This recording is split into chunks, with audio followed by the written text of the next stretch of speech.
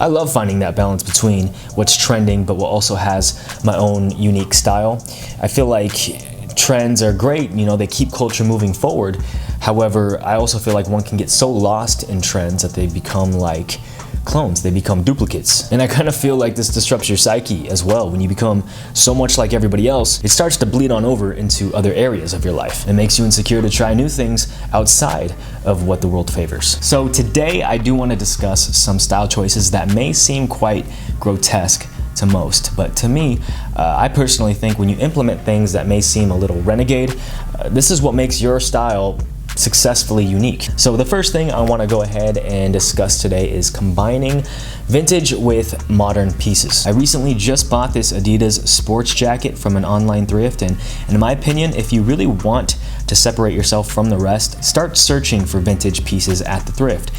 More than likely, you're gonna get a good price on it simply because it's previously owned. Like I got this one for 35 bucks, believe it or not. And because it's almost 40 years old, it's gonna be rare that you would ever see anybody rocking even something similar to it. And when you combine these vintage pieces with your more modern pieces, it's definitely gonna skyrocket your style as a whole. Another rare style choice that I see a lot of dudes tend to forget is implementing pieces that reflect who they are, their lifestyle, their values, and just all those things that accumulate to who they are. Over these last few years, I told you this in a few videos ago that I became a workaholic. I lost myself. I lost focus of what really matters in life.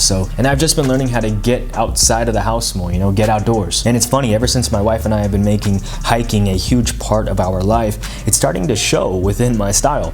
And now I'm just kind of rolling with it. This outdoorsy look is kind of just becoming my thing, and I'm steadily implementing it within my normal day-to-day street style, as you can see here. Another great way to do this, to showcase your lifestyle or values, is with accessories.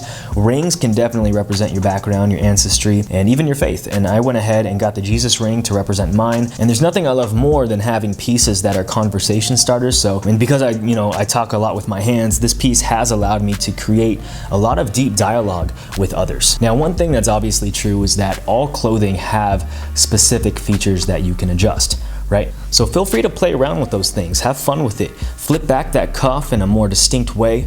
Go ahead and tie that drawstring on your hoodie rather than just letting it dangle. I've talked about this before, try going for that more tapered look by tucking your sweatpants into your socks. And when you go ahead and you make these little subtle adjustments, this can really give your outfit that little flair that it needs to stand out. One major thing that I've been kind of toying around with lately is DIY box fit cropping. I recently went to my dad's house the other day and went through his closet and just, I was kind of checking out some stuff that he didn't want anymore. And like most, my dad's a little bigger than me. He's a pretty strong, solid dude. He wears an XL in tops, and I usually wear like a medium or large. But anyways, when I took these tops, as you can see, they were very lengthy. So I decided to crop the bottoms, and when I did this, they instantly became a perfect fitting box fit sweatshirt. And as I told you before, shape is key when it comes to having great style. If you follow me on Instagram, then I'm sure you saw me do the same thing to this XL black sweater as well. So having some DIY box fit tops will definitely improve your style and bring some variety to your wardrobe. And for any of you that don't want to spend money on new clothes, I encourage you, do what I did and check out your dad's closet, see if there's anything he doesn't want anymore, and I promise you, you'll find some hidden treasures in there. Now let's go ahead and continue with this DIY concept.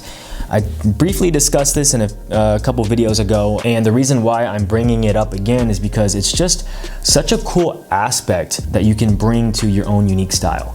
And it's something that most people just don't do. I've personally found that cutting my own pants rather than having them hemmed by a tailor has kind of became like my own stamp. Not to say that I'm the only person in the world that does this. However, it is something I've picked up that I believe somewhat separates my style from most, and it gives things not just a better shape, but a grittier visual.